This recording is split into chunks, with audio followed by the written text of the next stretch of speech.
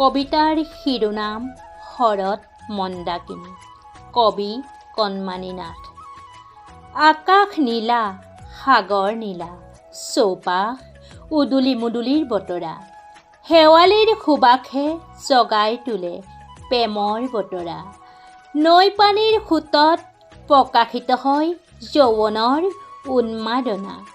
শুভ্ৰ কহুঁৱা হালে জালে শুকুলা মেঘ প্ৰেমত পৰে।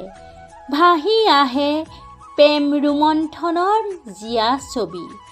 পাখি লগা অবুজ মনে উৰি উৰি গৈ তোমাৰ হৃদয়ৰ কাষ চাপে। টোপ টোপ নিয়ৰৰ সেমেকা ভাৱ অবুজ মনত ঢালি দিয়ে। প্ৰাপ্তি অপ্ৰাপ্তিৰ স্নেহ জাগে। দূৰে দূৰে থাকিও স্পৰ্শ কৰোঁ বতৰৰ বতৰা। গীত গাওঁ প্ৰেম মন্দাকিনীৰ। মাতাল হওঁ মৰম স্নেহৰ। লানি নিচিগা বুৱতীৰ সোঁতত।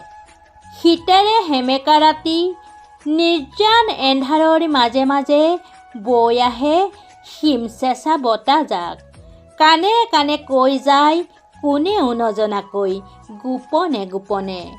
শীতেৰে সেমেকা দিনত তোমাৰ স্পৰ্শতাই দেহ মন সতেজ কৰি তোমাৰ প্ৰতি আকৰ্ষিত কৰি তোলে। তোমাৰ ৰুম বিচাৰি উত্তাউল হয় নিশাৰ হীৰা সদৃশ নিয়ৰৰ টোপাল।